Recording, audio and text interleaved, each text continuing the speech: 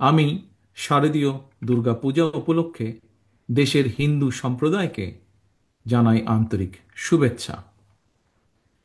দেশের বিভিন্ন ধর্মাবলম্বী মানুষ, প্রতিটি গোষ্ঠী, গোত্র, সম্প্রদায় ব্যাপক উৎসাহ উদ্দীপনার সঙ্গে যার যার ধর্ম পালন করবে, ধর্মীয় উৎসব পালন করছে, করবে।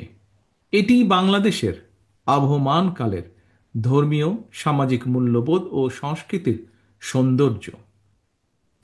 একজন বাংলাদেশী হিসাবে এর ভিতর দিয়েই পরিস্ফুটিত হয়ে ওঠে আমাদের বিভিন্ন ধর্ম, গোত্র, সম্প্রদায়ের মধ্যেকার পারস্পরিক বন্ধুত্ব, সম্প্রীতি, সৌহার্দ্য এবং ভ্রাতৃত্ব।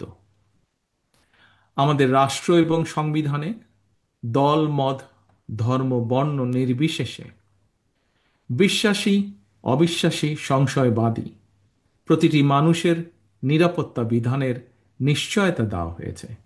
সুতরাং বাংলাদেশের প্রতিটি নাগরিকের নিরাপত্তা বিধান করা রাষ্ট্রের দায়িত্ব।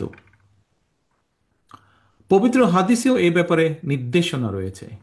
যে ব্যক্তি রাষ্ট্রের নিরাপত্তা প্রাপ্ত অমুসলিমকে নির্যাতন করে, তার অধিকার খর্ব করে, তাকে সাধ্যের অতিরিক্ত কাজ চাপিয়ে দেয় বা তাদের অসম্মতিতে ধন সম্পদ হরণ করে নেয়, এ ধরনের জুলুমের বিরুদ্ধে আমাদের প্রিয় নবী তার উম্মতদেরকে সতর্ক করে দিয়ে বলেছেন, কিয়ামতের দিন আমি সেই ব্যক্তির বিরুদ্ধে লড়ব। ফ্যাসিবাদ মুক্ত বাংলাদেশে দেশের একজন নাগরিক হিসাবে অপর নাগরিকের নিরাপত্তা এবং সম্মান রক্ষায় যথাযথ ভূমিকা রাখবে এবং নৈতিক দায়িত্ব পালন করবে, এটিই স্বাভাবিক। তবে শারদীয় উৎসবকে ঘিরে ফ্যাসিবাদী শাসন আমলের মতন কেউ যেন কোনোরকম সাম্প্রদায়িক পরিস্থিতি কিংবা নিরাপত্তা বিঘ্নিত হওয়ার মতন কোনো অপচেষ্টা করতে না পারে, সে ব্যাপারে সতর্ক এবং সজাগ থাকার জন্য আমি দেশের আইন শৃঙ্খলা রক্ষাকারী বাহিনীর প্রতি আহ্বান জানাই। দেশের হিন্দু সম্প্রদায়ের প্রতি আমার আহ্বান, আপনারা উৎসাহ উদ্দীপনা সহকারে নিশ্চিন্তে, নিরাপদে সারা দেশে উৎসব আনন্দ উদযাপন করুন।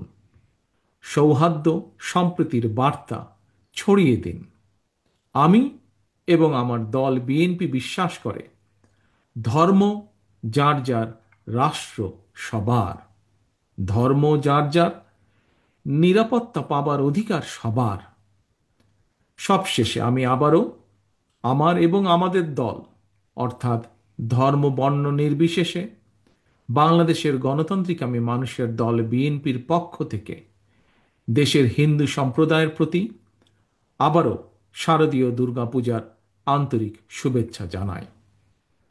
বাংলাদেশ জিন্দাবাদ, বাংলাদেশ জাতীয়তাবাদী দল জিন্দাবাদ।